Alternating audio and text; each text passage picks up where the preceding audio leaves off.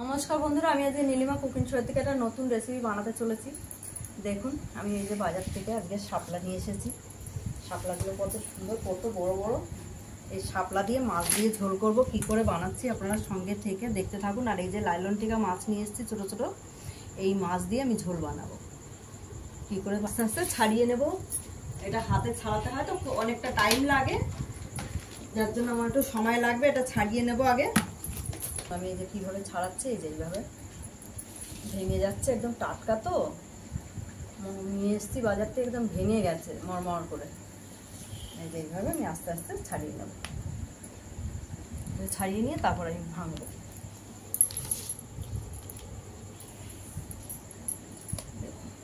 যাতে আঁশ না থাকে আমি সেইভাবে আস্তে আস্তে করে সুন্দর করে ছাড়াতে হবে। এর আঁশ থাকলে খাওয়া যায় না। এই যে আমি কত সুন্দর করে এই যে ছাড়াবো। এই যে এইভাবে এক এক করে ছাড়িয়ে নেব। আর এই রান্না করলে একটুখানি হয়ে যাবে। এইভাবে পর পর সব ছাড়িয়ে নেব। আমি কড়াই বসিয়ে দিয়েছি, তেল দিয়ে দিচ্ছি মাছ ভাজার জন্য।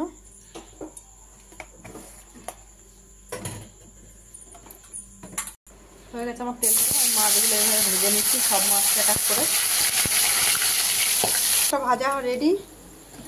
এবার আমি দিয়ে দিচ্ছি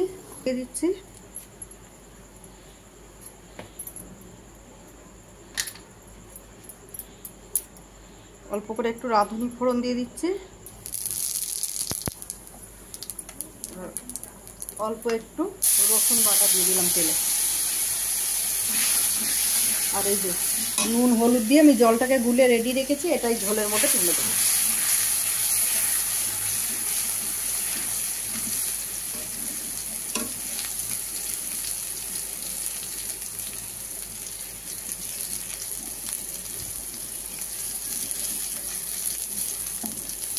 আমি ঝোলটা ঢেলে দিচ্ছি,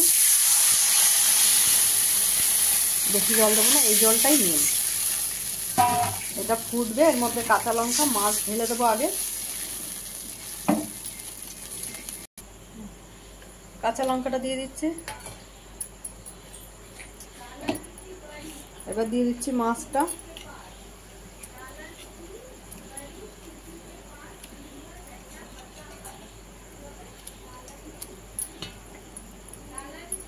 এবার দিয়ে দেবো আস্তে আস্তে শাপলাগুলো সব এইভাবে ঝোলের মধ্যে।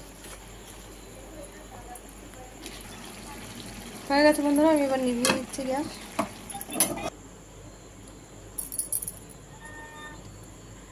দেখুন বন্ধুরা, আপনাদের ভালো লাগলে আপনারাও বাড়িতে এইভাবে শাপলার ঝোল বানিয়ে খেতে পারেন, মাছ দিয়ে মাছের ঝোল। আর নীলিমা কুকিং শোটিকে ইউটিউবে আপনারা সাবস্ক্রাইব, লাইক, কমেন্ট, শেয়ার বেশি বেশি করে দেবেন। আর ফেসবুকের বন্ধুরা আপনারাও লাইক, কমেন্ট, শেয়ার বেশি বেশি করে দেবেন। আর নীলিমা কুকিং শো বলে পেজ খোলা আছে, সেখানে আপনারা ফলো করে লাইক, কমেন্ট, শেয়ার বেশি বেশি করে একটু করে দেবেন।